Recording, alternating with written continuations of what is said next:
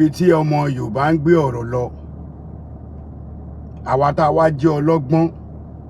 nílẹ̀ Yorùbá wá gbé síra wọn kò sí ẹni tí ó lè gbé Ọ̀yọ́ kọlù Ìbàdàn kò dẹ̀ sí ẹni tó lè gbé Ọ̀yọ́ kọlù Ògbómọ̀ṣọ́ àmọ́ gbogbo sísítẹ́ẹ̀mù tí gọ́vnà wa Seyi Makinde ń ṣe ó yé wa wọ́n lẹ́ni tó ṣe ògùn tó ṣe àfẹ́ẹ̀rí fáyán wọ́n lò náà ló kúkú ṣàrìnà kò fàdìyẹ Ọlọ́run ní jẹ́ kí a rí àpadà sí burúkú nílùú Ọ̀yọ́ state gọ́vnà Seyi Makinde ṣe rí ìlú Ìbàdàn ó jẹ́ ìlú olókìkí ó jẹ́ ìlú alágbára ó jẹ́ ìlú tó yẹ pé nílẹ̀ Yorùbá bílẹ̀ Yorùbá ṣe jẹ́ yẹn kò ṣe ìlú tí a gbọ́dọ̀ fọwọ́ sẹ́yìn kódà tí ò bá ṣe pé ayé àwọn bàbá wa táwọn bàbá wa láàfin ti lu ayé dáadáa Ìbàdàn gan ló yẹ ká pè lólórí ní ìgbé yín mọ́ra o mo mọ nǹkan tí mò ń sọ o ṣé wá rí àwọn ọ̀nà tí wọ́n wá ń gbà àwọn kan tó ní yọkọlú Aláàfin kò wá tán bí ẹ bá mi ṣe àkíní yìí o ìjà kọ́ o bàbá wa Seyi Makinde ẹ ṣé o ẹ kú náwó ọjọ́ àmọ́ gbogbo bí tẹ́ ẹ gbé gbà ó yọ ọmọ Ọ̀yọ́ àwọn kan ní a máa sọ̀rọ̀ ìwò láì máa sọ̀rọ̀ kó mọ́ ohun tó máa sọ ni ìtìjọba máa fi wá ẹ kiri ò ní sọ ìyẹn máa fọgbọ́n sọ̀rọ̀ ni we have right láti sọ̀rọ̀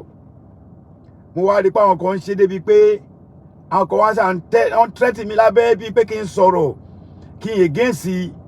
Ìbàdàn àbí kí n against Ògbómọ̀ṣọ́ so káwọn ọmọ Ògbómọ̀ṣọ́ náà kọ́ wá fún mi káwọn ọmọ Ìbàdàn náà kọ́ wá fún mi káwọn ọmọ Ilé-Ifẹ̀ náà kọ́ máa ṣe tiwọn kọ́ ọmọ Yorùbá náà máa ṣe mò ń bọ̀ ọ̀gbẹ́ni kan olóhùn eléko mo máa sọ̀rọ̀ ẹ̀ bíbà ẹ̀ bọ̀ mi ní tí sọ́nsìn bọ̀ gọ́vnà Seyi Makinde ẹ ṣe dáadáa o nǹkan ni màá kọ́kọ́ fi ṣàkàwé fún yín ni pé bó ṣe jẹ́ gọ́vnà Ọ̀yọ́ state ń sìn ó wá ní àwọn ọmọ lábẹ́ ó dẹ̀ fi àwọn ọmọ yẹn inú àwọn ọmọ lábẹ́ tó níyẹn ó wá fi wọ́n jẹ kánsílọ̀ ni wọ́n tẹ́lẹ̀ ó wá gbé wọn kúrò nípò kánsílọ̀ yẹn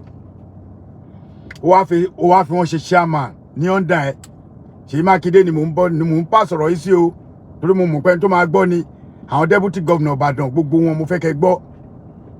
ó wá fi wọ́n sí ọ̀ndà ẹ̀ ó change wọn from councillor to chairman ọjọ́ wa sún síwájú ó dẹ̀ ti wà nínú written pé wọ́n ló ṣe ọdún lọ bí ọdún ó ti wá ń wọ bí 50 because now it's 50 close to 50 ṣá ẹ̀kọ́ náà para àwọn ọmọ chairman ẹ yẹn tó yẹ pé ìwọ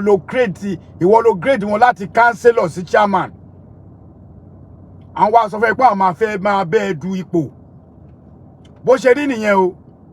ṣe rí àwọn ò lè bá Ìbàdàn jà torí nǹkan kan náà ni wa wà láàyè ajé àmọ́ history ò ní gbàgbé ara ẹ̀ ṣe rí history tí ò ní gbàgbé ara ẹ̀ ni pé mo rí pé lójú tèmi kí tó lọ sórí history yẹn mo rí pé Seyi Makinde ó mọ̀ọ́mọ̀ ṣe nǹkan tó ṣe yẹn ni torí àwọn gọ́vnà tó lágbára ju Seyi Makinde tí wọ́n dánwò wọn rí ṣe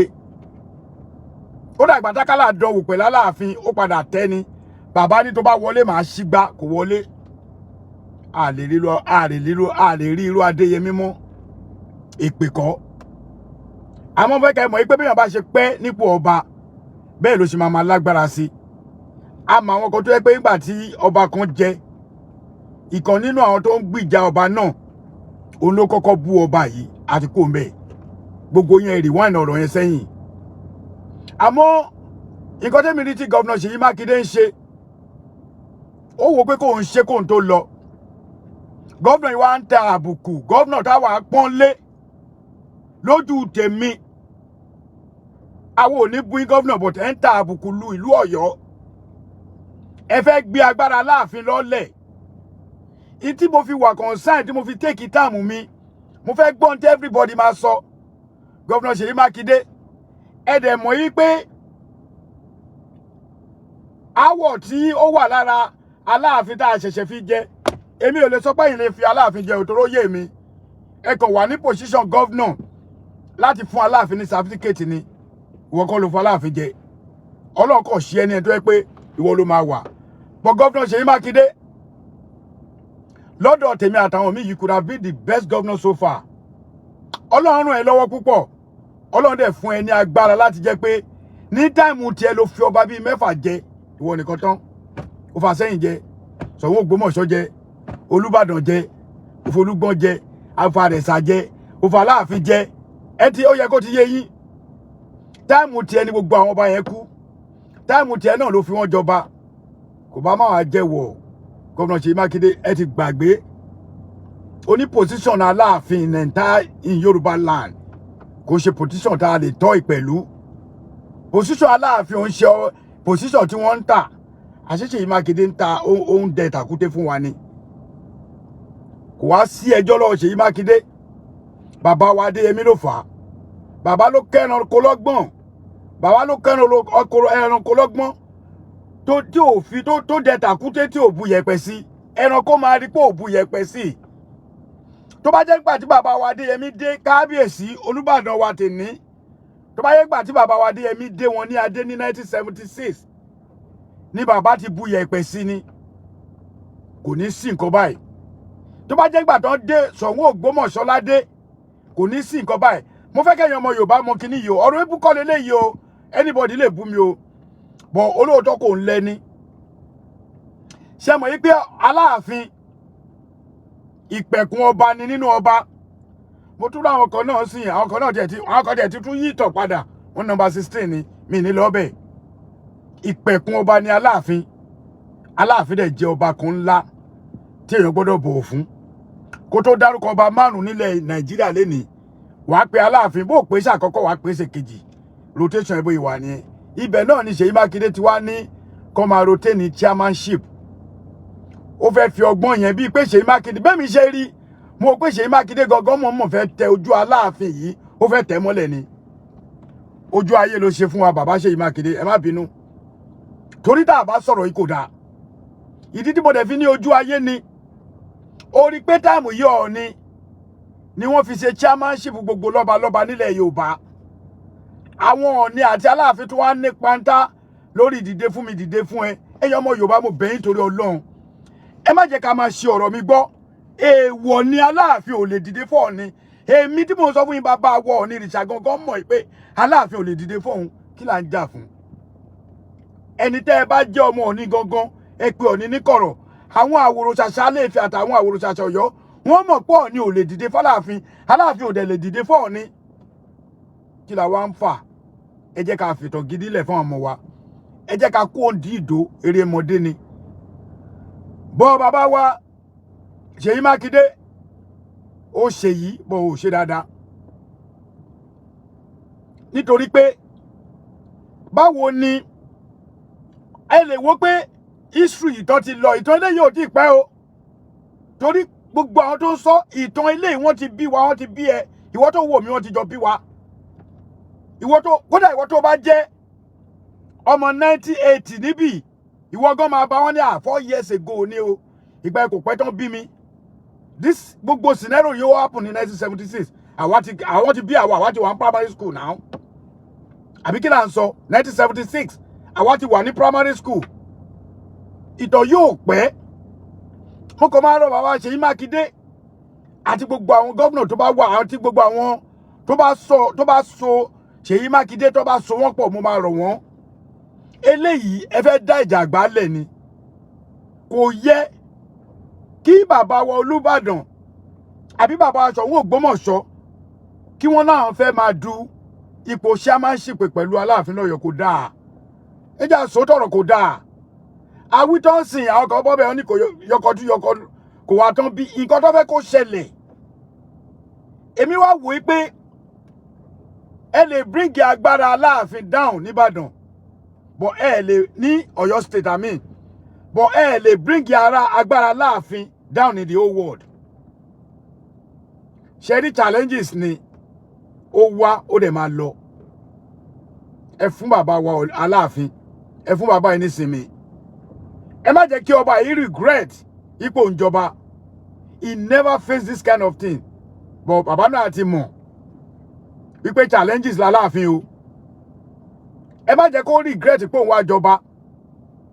kò kúkú gbowó fún yàn kankan kò dẹ̀ bribe anybody bàbá wa Wándé Abímbọ́lá tó dífá bàbá wà láyé bàbá ò tí ì kú onífá tó dẹ̀ dífá náà kò ń ṣe méjì kò ń ṣe mẹ́ta wọ́n dẹ̀ confirm ẹ̀ tí bàbá wa fi jọba gbogbo ẹ̀yin pásítọ̀ wòlíì tẹ́ ẹ bá ń sọ wípé àwọn olóṣèlú ló fi jọba olóṣèlú kọ́ ló fa Aláàfin jọba ìlú ló máa mú ọba kódà olóṣèlú kọ́ ló fi Ọ̀nìrìṣà jọba ìlú ló mú ọba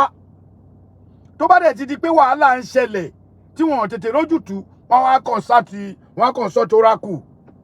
Ifá wa ṣẹ̀ṣẹ̀ sọ̀rọ̀ agbá àwọn kan ní wọ́n fífá jọba lọ́yọ̀ọ́ wọ́n ṣe kinní kan tó bá ti di kàráǹgídá wọ́n máa padà fífá jọba ṣé rí gbogbo ẹ̀yin ọmọ Ọ̀yọ́ tẹ́ ẹ wà lágbàáyé a nídìí láti máa bú yín mọ́ ìwà tẹ̀m̀bẹ̀lẹ̀kún ìwà kò kàn mí ìwà kí n tèmi ń bẹ̀ òun ló ń ṣe wá ṣé wá rí Seyi Makinde eléyìí tẹ́ ẹ bá kọ́ọ̀sì ẹ̀ tó bá tẹ́ bá padà ṣe tẹ́ ẹ fi lọ Seyi Makinde wàhálà tó dálẹ̀ yẹn títí tó máa fi kó àrọ́mọdọ́mọ gbogbo wa wọ́n á gbọ́ ìsìn yẹn pé wọ́n ló bàjẹ́ báwo lèèyàn kan ṣe máa jẹ́ ó kèé sí ẹ jẹ́ kí n wo sáàpù pé Aláké of Ẹ̀gbá ni chairman gbogbo Ẹ̀gbá gbogbo ọba lọ́ba tó bá wà ńbẹ̀ Àwùjalẹ̀ Ìjẹ̀bú ó ní chairman gbogbo lọ́ba lọ́ba Ọ̀nìrìṣà ní gbogbo chairman gbogbo lọ́ba lọ́ba Ilé Ifẹ̀ Aláàfin ní chairman gbogbo lọ́ba lọ́ba Ọ̀yọ́ bó ṣe yẹ kó rí nìyẹn ẹ má jẹ́ ká fi nítorí pé sentiment yí pé mi ìmọ̀ bóyá òyìnbó yẹn da pé nítorí ọjọ́ ọmọ Ìbàdàn Seyi Makinde wá wò pé táìmù yìí nǹkan tó lè ṣe nìyẹn Seyi Makinde kùdùs tí mo gbé fún ẹ torí ẹ̀yìn yẹn ni mo wà bí ké àmọ́ tún sọ lẹ́ni mo fi Ọlọ́run búra èmi personally ẹ̀mẹ́fà ni mo campaign fún Seyi Makinde ní alákọ̀ọ́kọ́ tó ṣe election ìyẹn kọ́ la fẹ́ jẹ bọ̀ kó lè mọ̀ yí pé kì í ṣe pé àwọn ń sọ̀rọ̀ sí ẹ àmọ́ tá a bá ṣe wáyé ẹgbẹ́ ni wá a lè jọ sọ̀rọ̀ kájọ put every kì í ṣe pé tó bá ní ìjọba o gbogbo wa níjọba Ọlọ́run kò fi ẹ̀ṣọ́ lórí wa lọ́yọ̀ọ́ ni kíní kan ò yé mi o Ọ̀yọ́ agbára táwọn bàbá wa ní àwọn bàbá yẹn ò lo agbára yẹn kanlẹ̀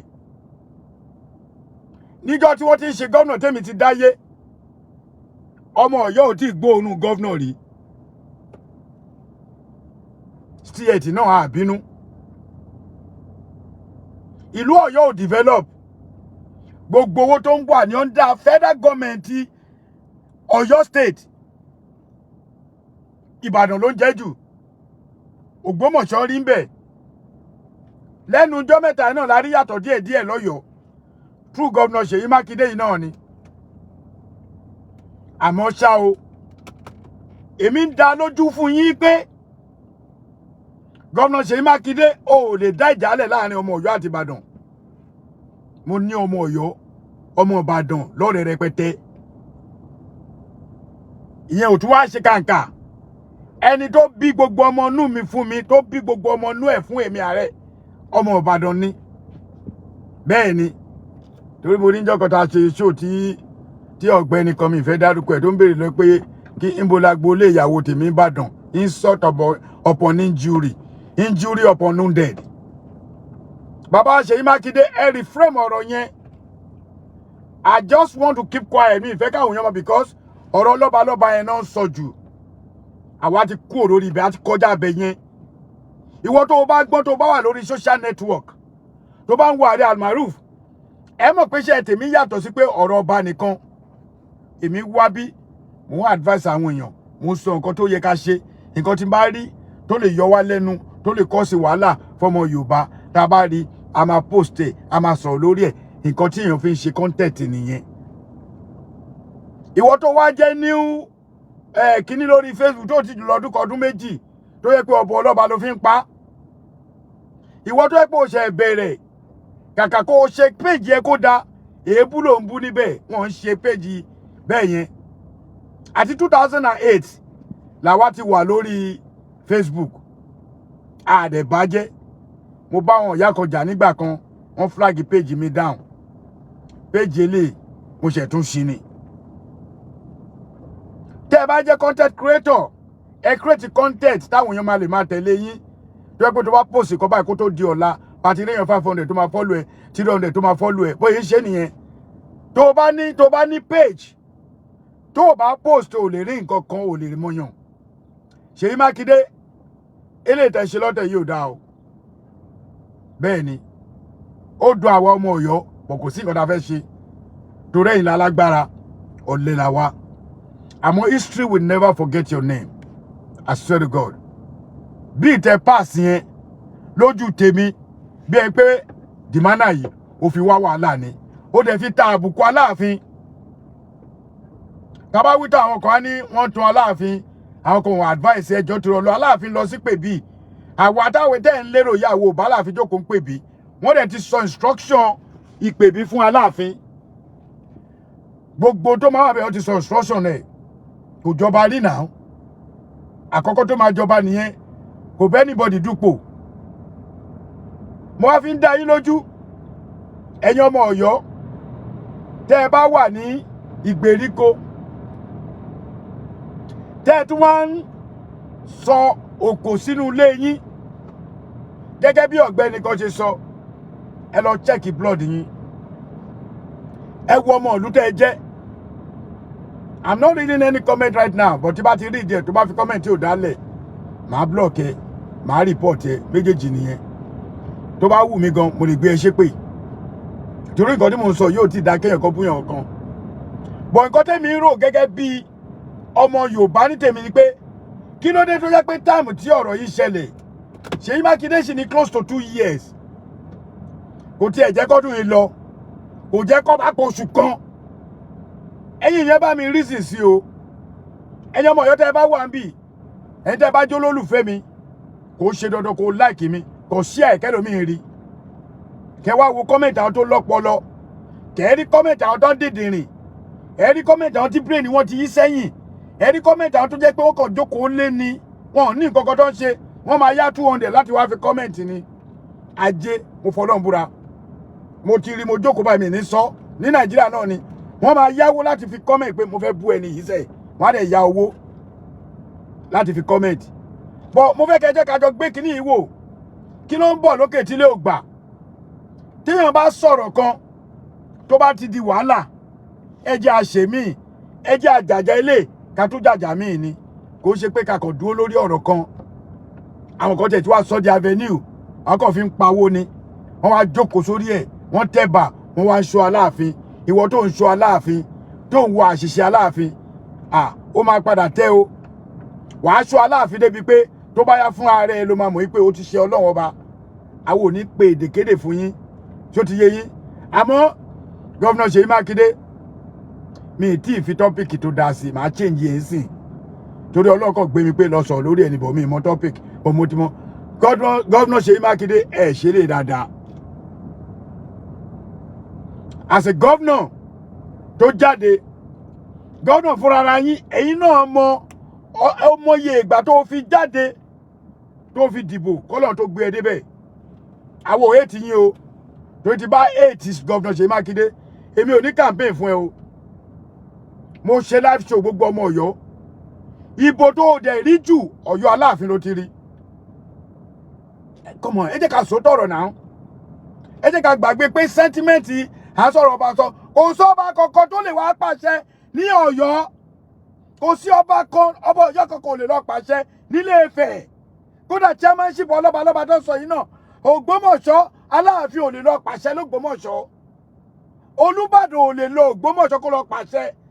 Aláàfin ò lè pàṣẹ nìbàdàn gbogbo yẹn ọ̀rọ̀ gbà wáṣẹ̀ ni ò lè ṣẹlẹ̀ mọ́. You can be the chairman of so ever wọ́n lè fẹ́ ṣe chairman gbogbo olórí the whole Nigeria ní kíní gan. I'm a spiritual leader. I'm a political leader. That is exactly nǹkan tó yẹ kẹ́ ṣe nìyẹn. Ẹ má sọ pé àkàwé. Àmọ́wé tá a kà níwọ̀nba tá a kà alọ́pọ̀lọ́ rẹ̀ ń tó yẹ pé ẹni PhD in everything lọ. Yorùbá no spiritual leader. in Nigeria, in Yoruba land, anywhere, any Yoruba nation. I'm a spiritual leader in our Yoruba nation. I'm a political leader in our Yoruba nation. Governor Seyi Makinde, eléyìí tó ṣe yóò wọ Aláàfin lẹ̀ ní òkun Aláàfin lé. Ó ti bá ogun tó jẹ́ kíní sọ̀rọ̀, but gbogbo nǹkan tó ń sọ, àmọ́ bá lágbára kankan. But Governor Seyi Makinde reframe. Sun oorun tí èèyàn máa ń sùn ìwọ ló láṣẹ lọ́wọ́ tó bá pass bill. Ó mọ̀ọ́mọ̀ ní táìmù ti jẹ́ pé ó máa jára wọ Aláàfin, ẹlòmíì máa wọlé náà. Governor mi máa wọlé lẹ́yìn ẹ̀. Nǹkan tó bá ṣe lè dà. Ó lè kọ nǹkan sí, kò sí nǹkan tó wà níbi pé kí Aláàfin jẹ́ permanent chairman of your state. Aláàfin ló di gbogbo Ọ̀yọ́ mú. Èmi àti ìjọmọ ẹ má jà parọ́. Bọ́ gbogbo nǹkan tí Seyi Makinde ṣe yìí, ó fẹ́ kí ìjà. Bẹ́ẹ̀mi ṣe rò ní o. Ẹ mọ irú ìtawà náà sọtọ́ ní àti sọ ààrẹ ìwọ ló bẹ̀rẹ̀. Bó ṣe rí ni. Aláàfin Seyi Makinde fẹ́ kí ìjà wà láàrin Ọ̀yọ́ sí Ìbàdàn. Ìbàdàn sọ́yọ́. Ibi tẹ́ ń bá bọ̀ yìí sìn. Adìpọ̀ ọmọ Ọ̀fẹ́ ò lè fẹ́ ọmọ Ọ̀yọ́. Adìpọ̀ ọmọ Ìbàdàn máa ní mi lè fẹ́ ọmọ Ọ̀yọ́. Adìpọ̀ ọmọ Òṣogbo Ògbómọ̀ṣọ́ máa sá fọ́mọ Ọ̀yọ́. Gbogbo àwọn tá à ń sọ yìí under Aláàfin ni wọ́n wà. Mi ì fẹ́ sọ̀rọ̀ yẹn jù torí tí bá sọ̀rọ̀ jù ó lè fẹ́ ba àwọn ọmọ Ìbàdàn. Mi ì fẹ́ kí Ìbàdàn àti Ògbómọ̀ṣọ́ àti Ọ̀yọ́ mi fẹ́ ká ní kọ́rẹ̀ nítorí pé mo mọ̀ pé ọmọ ọba làwa mẹ́tẹ̀ẹ̀ta yẹn. Àmọ́ fún wọn tó bá mọ̀, my king Aláàfin Ọ̀yọ́, ẹ jẹ́ n gbàgbé pé mi ń ṣe ọmọ Ọ̀yọ́ mọ́. Bó ṣáà ti rọ ọmọ Ìbàdàn tó ń jà kìtìpìtì lórí ọ̀rọ̀ Aláàfin. Àwọn tí Aláàfin sọ di ọba ní ilẹ̀ Yorùbá kò ṣe kéré. Kò ṣe kékeré gbogbo pátá. Ẹ jẹ́ mú gbogbo Ìbàràpá méjèèje àwọn náà ti ń forí bẹ́. Àwọn náà ń sọ̀rọ̀. Ará Ìṣẹ̀yìn ń sọ̀rọ̀. Ará Ògbómọ̀ṣọ́ náà ló ń fẹ́ jẹ. Ará Ìbàdàn, ọba Ìbàdàn náà láwọn fẹ́ jẹ. Kò sí nǹkan tó bá dì ń bẹ̀. Èmi kàn máa advice Seyi Makinde tẹ́ ẹ bá ṣe ipe kàn máa rotate ẹ̀. Kò sí nǹkan tó láburú ń bẹ̀. But ẹ ronú pé àsìkò tí ilẹ̀ bàjẹ́. Lọ́jọ́ tèmi ààrẹ almaroof. You purposely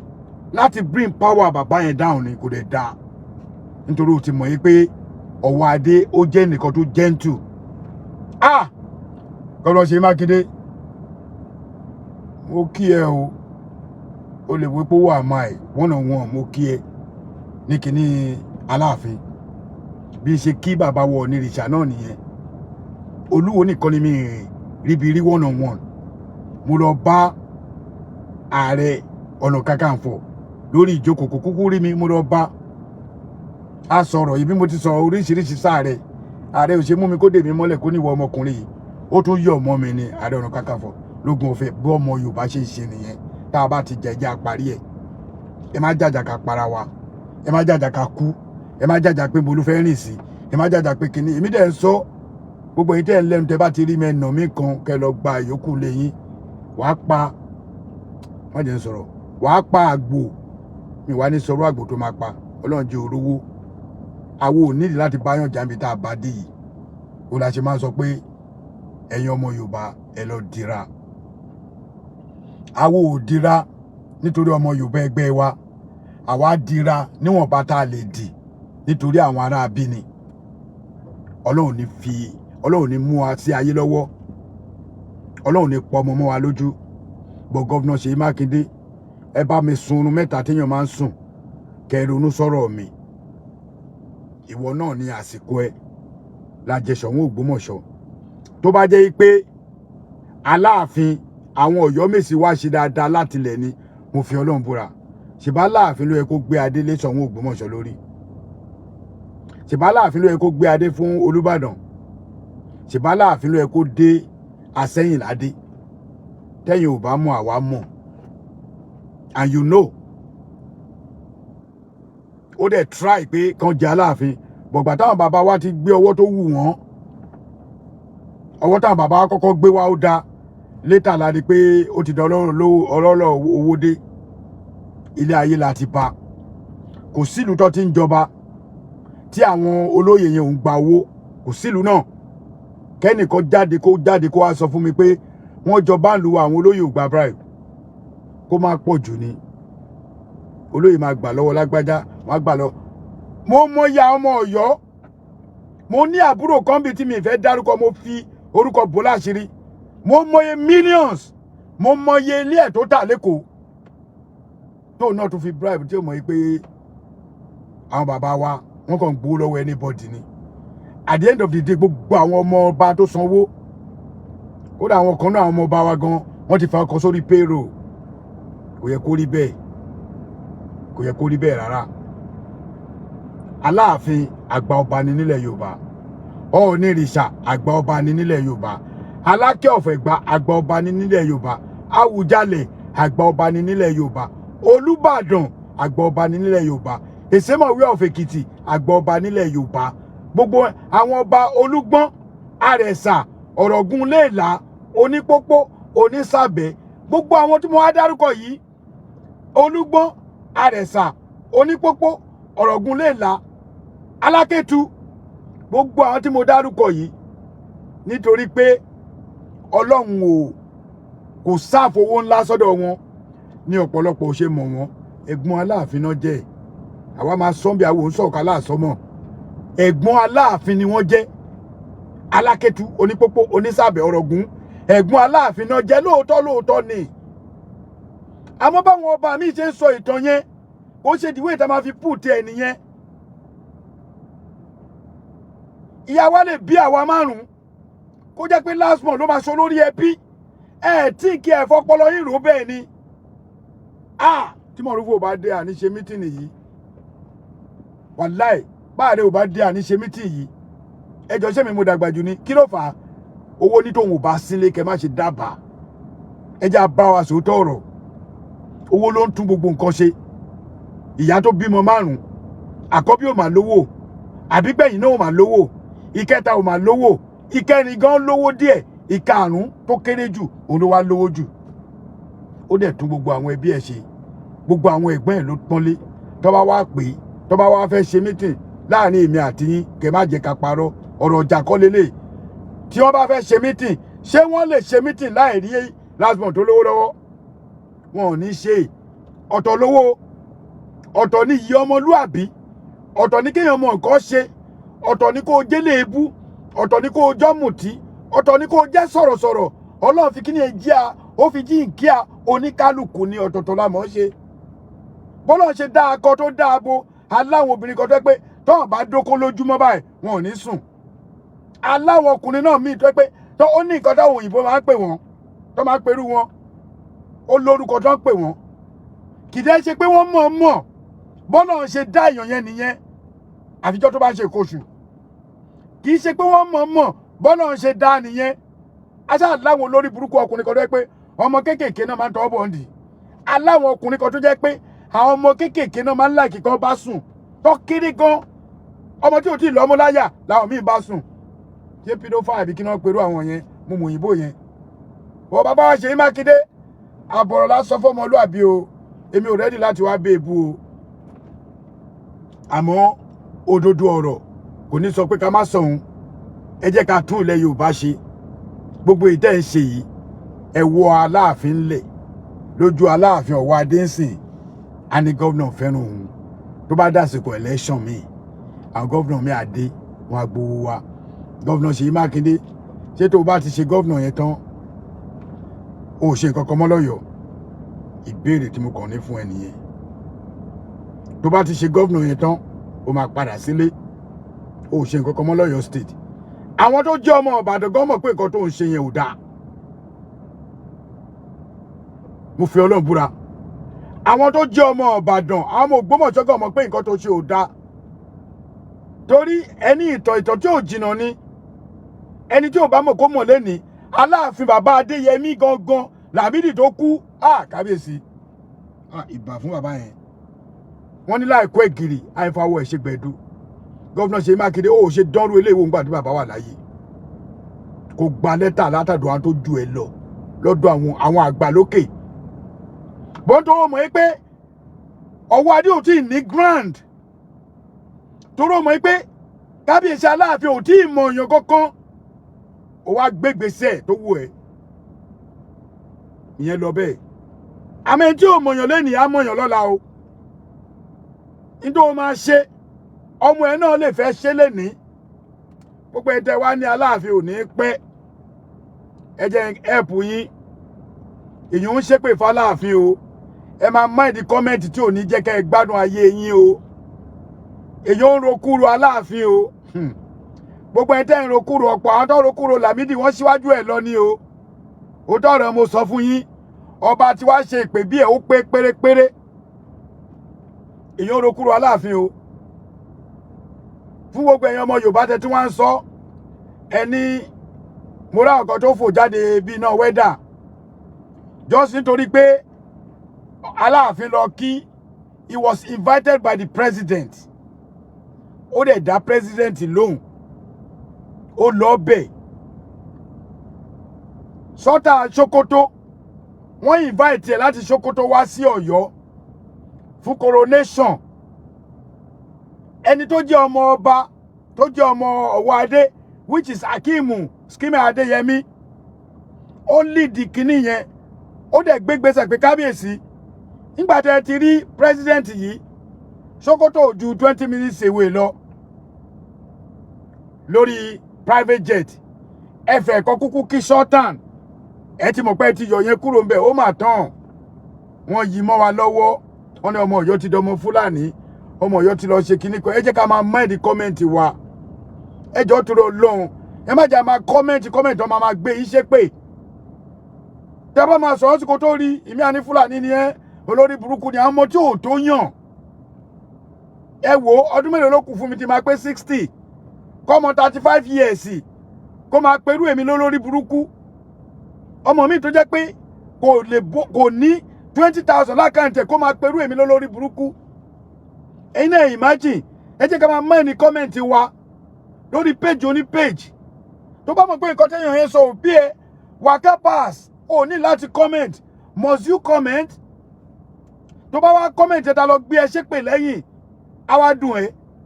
ṣé torí pé mi ìfẹ́ hùwà blogger gbogbo ẹ̀ tẹ́ máa ń comment lọ́dọ̀ mi yẹn kò sí nǹkan tó mú mi kò lè débi pé kí lọ kó picture yín ẹbí ìyàwó ẹ kí wá gbé kí wá blog yín papọ̀ wàláhì ò ní lè sùn torí àràbù ti máa rà wàá máa wò pé ṣọmọkùnrin ṣé lóòótọ́ ni torí mi máa bẹ́ ẹ wí nínú ọ̀rọ̀ tí máa sọ ẹ má jẹ́ ká máa ṣe bẹ́ẹ̀ kó ṣe nǹkan tó dáa kí ló wà nù yí pé Aláàfin lọ visit president ní north l'Abuja níbo l'Abuja sí Sokoto ó débẹ̀ ẹ tó yí mọ́ gbogbo yín tẹ́ wá ń parọ́ mọ́ Aláàfin mo fẹ́ kẹ́ bẹ̀rù Ọlọ́run o Ọlọ́run ní ká kọ́kọ́ bẹ̀rù èèyàn ká tó bẹ̀rù òun bọ́nú èdè tèmi máa sọ ẹ bẹ̀rù Ọlọ́run kẹ́ tó máa sọ torí kò ẹ̀ lè kò sẹ́ni tó bẹ̀rù èèyàn gangan mọ́ gbogbo wa kàn ṣe rádà rí pé mo lò ẹni gbogbo wa mi ní èmi nìkan o gbogbo wa kàn ṣe rádà Facebook ti di anybody lè post tó lè bọ́ ìwọ tó bá fẹ́ against mi àbí torí pọ́rọ̀ tí ààrẹ sọ yẹn ò dáa àbí tí lágbájá sọ ò dáa ó ní mo place fóònù mi sínú mọ́tò mi ni sọ̀rọ̀ ó ní láti dárúkọ mi tówó bá dẹ̀ jọmọ́ ìwé mi èmi náà dé lómi ní dárúkọ ẹ bọ́rọ̀ ilé ayé ṣe rí nìyẹn ẹ má jẹ́ ká bà nǹkan jẹ́ gómìnà Seyi Makinde I respect you a lot but ó fọ́ olùhàndì wa lọ́yọ̀ọ́ ó fi ṣe pátápátá là àfọ́jú kùmọ̀kùmọ̀ là dẹ́tẹ̀ ojú àfọ̀nfọ́tọ̀ ìjà ní dálẹ̀ nǹkan tó fi ṣe nìyẹn ó wá fẹ́ gbé Ọ̀yọ́ àti Ìbàdàn ó fẹ́ gbé wa gúnra wa ó fẹ́ gbé Ìbàdàn àti Ọ̀yọ́ ó fẹ́ gbé wa gúnra wa ó fẹ́ gbé Ògbómọ̀ṣọ́ àti Aláàfin ẹjẹ́ ń ṣe bẹ́ẹ̀ ó fẹ́ gbé wa gúnra wa kò yẹ kó rí bẹ́ẹ̀ gómìnà Seyi Makinde tó bá yẹ pé kò sí permanent position ẹ jẹ́ kí federal government kúkú sọ gbogbo àwọn ọba náà tó bá wà ní permanent chairman ní state wọn kọ́ yọ kó máa rotate ẹ̀ tí government bá sọ yẹn kò ní síjà bọ̀ báwo ni state kan ṣe máa ṣe permanent chairman uppership tí wọ́n wá wò sùsù ní state ẹ̀ tọ́rọ̀ fún ẹ lágbára tí wọ́n wá ní irọ́ ìwọ fẹ́ máa rotate títí ẹni ẹ jẹ́ kí government kúkú create ẹ̀ ìgbókè rotation ó wà òkè ipò ọba lèmi mọ̀ pé wọ́n rotate níjọ́ tó bá kú ni bàbá mi ọdún mẹ́rin péré ni iṣẹ́ governor nílẹ̀ Yorùbá o lẹ́yìn 4 years ó máa lọ tó ní o bóyá o fẹ́ ṣe senator mi or whatever o ó máa lọ tó ní ọ̀yọ́ dẹ̀ máa dìbò fún ẹ náà ni ìwà tó bá wù fáwọn ọmọ Ọ̀yọ́ adúpẹ́ tó ṣe fún wa o tó jẹ́ ká tètè lọ́ba governor Seyi Makinde adúpẹ́ àmọ́ ètò wa ṣe gbẹ̀yìn tó ń ṣiṣẹ́ léyìí táàtì ẹ̀mọ́ ètò máa ṣe gbẹ̀yìn adúpẹ́ bọ̀ máa wá bẹ̀ fún ẹ̀bẹ̀ ẹyọ kan péré tí máa fi hàn kíní governor Seyi Makinde ó ti kọ́ ààfin Ìbàdàn o kó o tó kú lórí oyè wàá kọ́ ààfin Ọ̀yọ́ torí owó wa ló ná kò ń ṣòwò ẹ ẹni owó tó o bá ná lẹ́ni belong to all Ọ̀yọ́ state ó ti kọ́ ààfin Ìbàdàn lọ kọ́ ààfin Ọ̀yọ́ kó dẹ̀ kọ́ ààfin Ògbómọ̀ṣọ́ ìwọ lórí ẹkún ìwọ ni gbogbo ọba kú lójú ẹ pàpàpà ìwọ náà dẹ̀ ló fi wọ́n jẹ oyè gìgìgì oyè tó wá fi wọ́n jẹ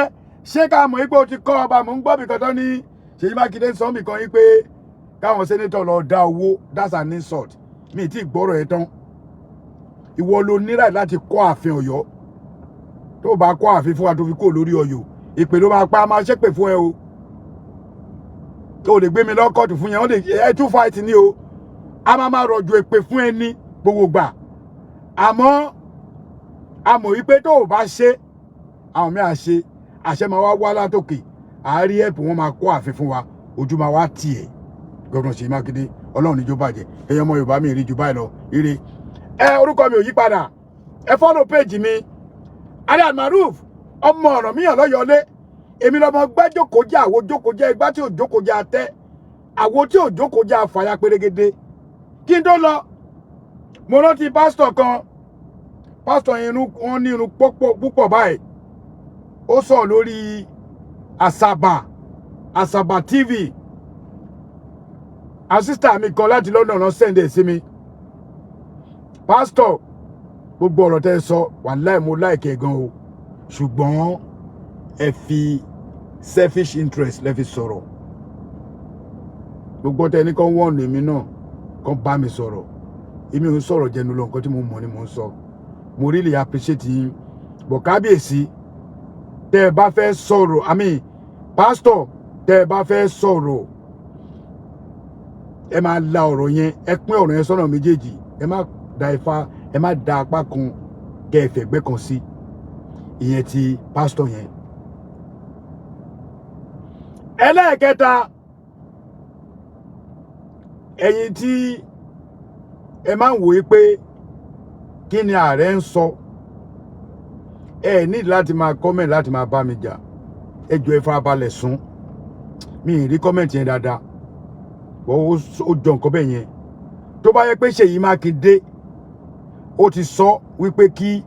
àwọn honorable àwọn senator wa dá owó ààfin Seyi Makinde nǹkan tó sọ yẹn ò dáa àmọ́ tó bá yẹ pé kò sọ bẹ́ẹ̀ mo kó ọ̀rọ̀ mi jẹ àmọ́ lẹ́ni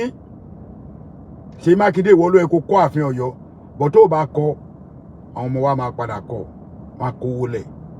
kódà tó bá ń donate gan àwa náà donate kò bá jẹ́ 1 million lágbára wa ká kò bá lè jẹ́ 5 ni àwa náà máa filẹ̀ ìlú ìtàn nílùú Ọ̀yọ́ ìlú ìtàn ni ìtàn bàbá ìtàn kò wá síbẹ̀ ṣe lè tó kò síbẹ̀ ṣe lè pọ̀ tó kò sẹ́ni tó lè yí tàn Ọ̀yọ́ padà Ọ̀yọ́ Aláàfin máa ní òjò pàṣẹ kẹrẹ ọmọ Àtìbà ọmọ àjọ òyọkọ lẹ́nu dọ̀tọ̀ ní kò àjìfà èmi lọ́mọ ajílà lẹ́ṣọ́ ọmọ afọjọ́ gbogbo dára bí egbin ìdómògùn ni mi Akínlàjà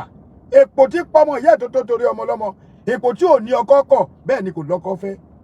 òun kínkín lè gbàyà lọ́wọ́ aláya ọmọládé ńládé ni mi Aláàfin ò ládé adé aládìkún la gbà fọláàfin òwe lásán ni but kò yí àwọn èèyàn àwọn ò ní sọ jù yẹn lọ o Governor Seyi Makinde ẹ̀yin tẹ́ ẹ bá jẹ́ olóṣèlú tẹ́ ẹ bá wà lórí ibi ẹ bá mi pín kínní ẹ jẹ́ kó dọ́dọ̀ governor òyìnbó tó ṣe báírò ó ti ṣe rézà sí o pẹ́ńsù ń gbà kan ni o aláwọn pẹ́ẹ̀nì kan bíi mi ò ní lọ́sọ̀ good aṣọ iṣẹ́ mi rè ẹ wò báírò pẹ́ẹ̀nì báírò àbí la máa pè nílùú bàbá tó bí mi lọ́mọ pẹ́ẹ̀nì yìí sì ni ẹ wò ó ní rézà kò sí mistake kankan tó bá ti kọ báírò black ni